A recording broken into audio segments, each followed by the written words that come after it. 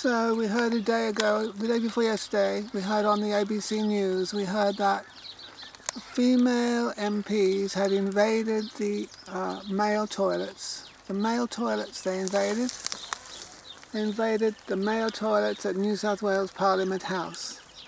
The argument being that they had a right to toilets as luxurious and with as much space and as much provision of toilet space and showering, whatever, all mod cons. They wanted exactly what the men had. Apparently the building was built when there were few women in Parliament, so the architecture reflected that. But now these women are saying, these women MPs, one of which is Pru Goward, of course, in the picture they provided had a picture of Pru Goward in the front line. They were all like viragos, they were like suffragettes, they were in the men's toilets, they took over the men's toilets at New South Wales Parliament House. They did, on grounds of gender equality. And don't forget that Pru Goward has never yet, in all these years, ever defended genital integrity as a human right for one male child. She has not. She's the big expert on genital integrity. She was the Sex Discrimination Commissioner. She said nothing then to protect the boy from male genital mutilation. She said nothing when she was Minister for Family and Community Services in New South Wales. And she said nothing since she's become, with the grandiose title of Minister for Prevention of Domestic Violence and Sexual Assault. I would have thought that male genital mutilation was a sexual assault. That's what I would have thought.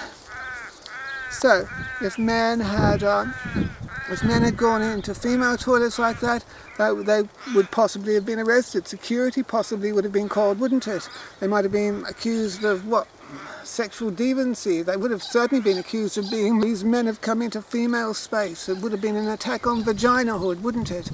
On the female womb, it would have been like rape. Men going into a female toilet would have been like rape. It would have been unheard of. It would have been misogynist. It would have been sexist. Yes, I think it's about time we had unisex toilets, and people like Pru Goward can use a funnel. They can share the male toilets and they can all be equal, and Pru can piss through a plastic funnel. She can stand up, she can wear the pants, can't she? Yes, funnels should be provided. They would save money if women stood up to piss, wouldn't it? That would save money. That would be a way of saving money. Equality, wear the pants, yes, use a funnel, that's what I say. Yes, I remember Coogee Pool years ago. Now these women are arguing that they have a right to more toilets in Parliament House. When years ago, Coogee Women's Pool wasn't Coogee's Women's Pool, it was a pool that belonged to everybody. But feminists got together and made out that women needed a safe place to swim. Islamic women needed a safe place to unveil. There are all these spurious arguments about why a lovely beach, a shorefront tidal pool in Sydney should suddenly become a women's only affair. And indeed, the Anti-Discrimination Act in New South Wales has been bypassed to allow for that women's pool. So if a man wanted to go into that women's pool, he would be arrested and tossed out. And the argument for that women's pool was tradition. Supposedly it was always a tradition that it was a women's pool. That isn't exactly true, because I swam there years ago and men were allowed. It was only a women's pool on certain days of the week.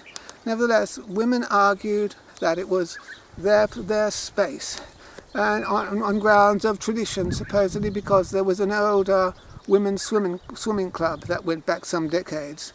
If you're going to argue on grounds of tradition, you could say New South Wales Parliament has been a male tradition.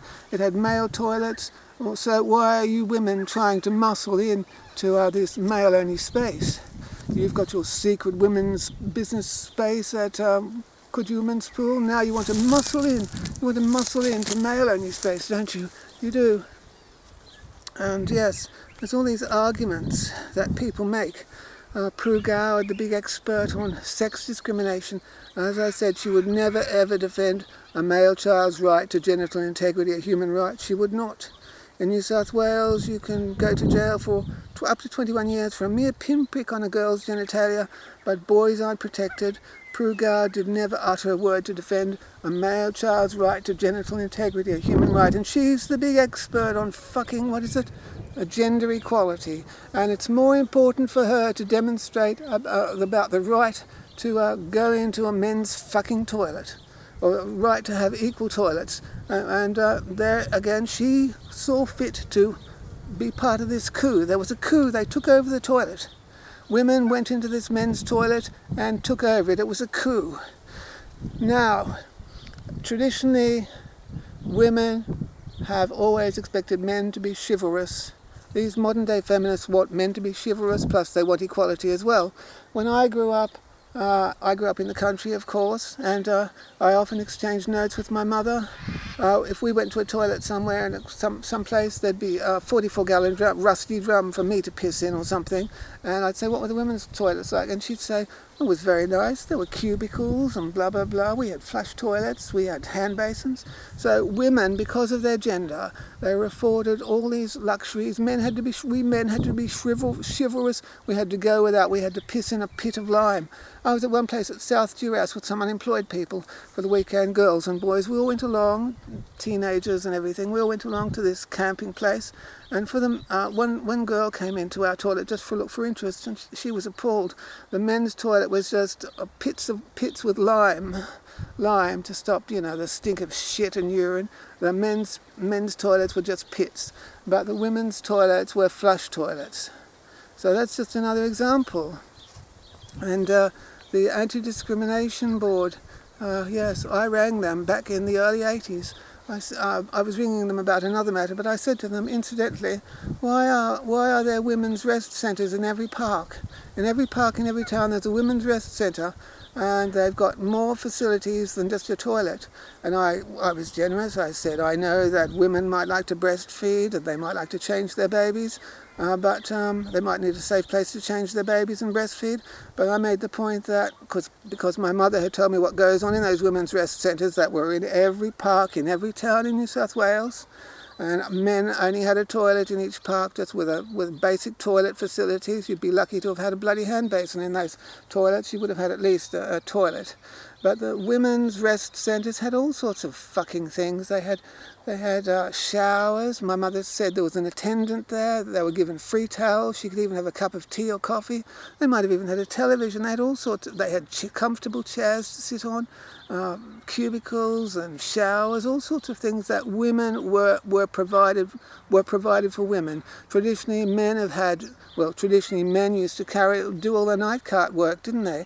Women might have done a little bit of shit carrying as nurses, for example, but men had to carry all the bulk of the shit.